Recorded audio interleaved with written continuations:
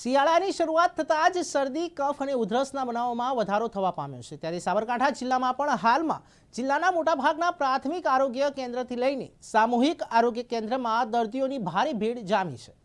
જો કે તંત્ર દ્વારા શારીરિક બીમારીમાં તાત્કાલિક ધોરણે સરકારી તંત્રનો સંપર્ક કરવા જણાવ્યું છે।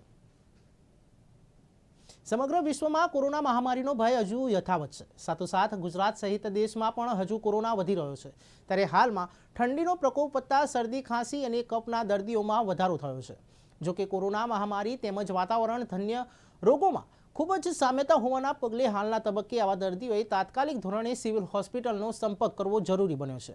સાબરકાંઠા આરોગ્ય વિભાગ દ્વારા આ મામલે આવા કોઈપણ દર્દીઓને નજીકના પ્રાથમિક આરોગ્ય કેન્દ્રથી લઈને સામૂહિક આરોગ્ય કેન્દ્ર તેમજ સિવિલ હોસ્પિટલમાં સંપર્ક કરવા જણાવ્યું છે। માં તમે જોવા જાવ કે કોરોનાના કેસીસમાં વધારો થયો હોય છે જે બતાવે છે, પરંતુ આમ સામાન્ય સંજોગોમાં જોવા જઈએ તો કોરોનાના લક્ષણો પણ શરદી ખાંસી જેવા જ હોય છે। જે દરેક શરદી ખાંસી એ કોરોના ના હોય, તેમ છતાં તપાસ કરી સરકારી હોસ્પિટલમાં તપાસની ફેસિલિટી ઉપલબ્ધ છે। કોરોના ગયો નથી, અહીં આપણા વાતાવરણમાં રહેલો જ છે। એ દરેકને આવે અને જાય, પરંતુ જેણે વેક્સિનેશન પ્રોપર કરેલું હશે એને કોરોનાથી કોઈ ગભરાવાની જરૂર નથી। જો વેક્સિનેશન પૂરતું ન કર્યું હોય તો ફરીવાર વેક્સિનેશન પૂરું થાય એ ખૂબ જરૂરી છે। તેમ છતાં શરદી ખાંસીના લક્ષણો, નાકમાં કન્જેશન જેવા લક્ષણો જો જોવા મળે તો નજીકના દવાખાને જઈ કોરોનાની તપાસ કરવી હિતાવહ છે। કોરોનાથી ગભરાવાની કોઈ જરૂર નથી। એ આપણા વાતાવરણમાં આવી ગયેલો વાયરસ છે। એ વાયરસથી ઇન્ફેક્શન થઈ શકે છે, પરંતુ એ કોમન જે ઇન્ફ્લુએન્ઝા લાઇક જે વાયરસ હોય છે એની જેમ જ એ આવે અને મટી જતો હોય છે। પણ જેને અન્ય બીમારી હોય અને જો રોગના લક્ષણો વધુ હોય તો સરકારી દવાખાનામાં ટેસ્ટિંગ કરાવી અને પ્રોપર દવાઓ લેવી જોઈએ। અત્રે જનરલ હોસ્પિટલ ઈડર ખાતે કોરોનાની ફૂલ પ્રિપેરેશન કરેલી છે। પૂરતી પ્રમાણમાં દવાઓ અને વ્યવસ્થા ઉપલબ્ધ છે, જેથી ગભરાવાની કોઈ જરૂર નથી। અહીંયા આવી અને દર્દી સારવાર અને સલાહ લઈ શકે છે।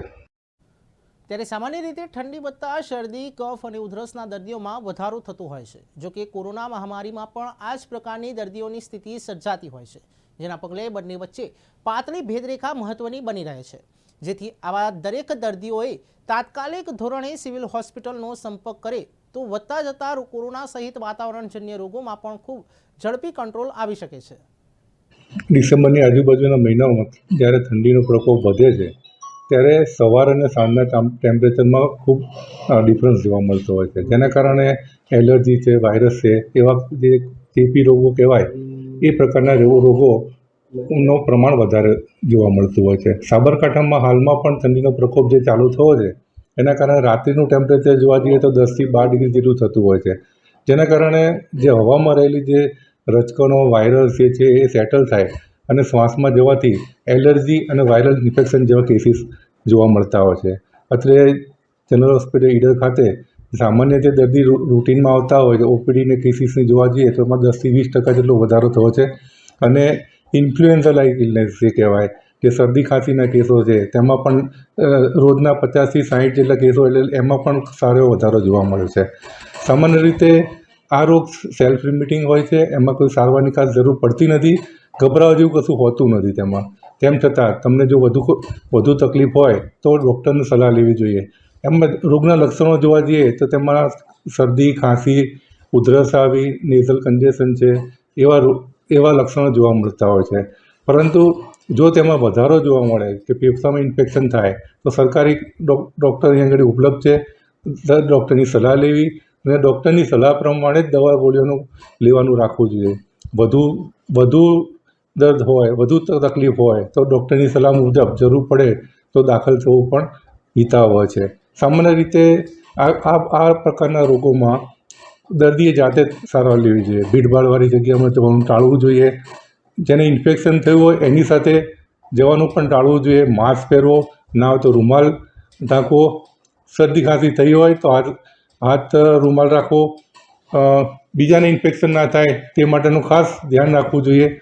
તેમ છતાં પણ ખોરાકમાં ધ્યાન રાખવું, ગરમ પાણીનું સેવન કરવું, હેલ્ધી સારો ખોરાક લેવો વગેરે પણ એનું પણ ધ્યાન રાખવું જોઈએ। સામાન્ય સંજોગોમાં નાશ લેવાથી પણ ઘણો સારો ફાયદો થતો હોય છે। એ ઉપરાંત જ્યારે પણ જો રોગ વધારે હોય તો ડૉક્ટરની સલાહ પ્રમાણે દવાઓ ચાલુ કરી શકાય અથવા તો દાખલ થઈ શકાય। જોકે વહીવટી તંત્ર દ્વારા આ મામલે છેવાડાના વ્યક્તિ સુધી પહોંચવામાં જેટલી ઝડપતા તેમજ સાવચેતીના પગલાં લેવા છે તેટલી જ ઝડપથી વધતા જતા કોરોના મહામારી સહિત વાતાવરણની રોગોમાં પણ કાબૂ આવી શકશે. જોકે આ મામલે તંત્ર દ્વારા આગામી સમયમાં કહેવાની કેટલા પગલાં લેવાય છે તે પણ મહત્વનું બની રહ્યું છે. Bureau report, news for India.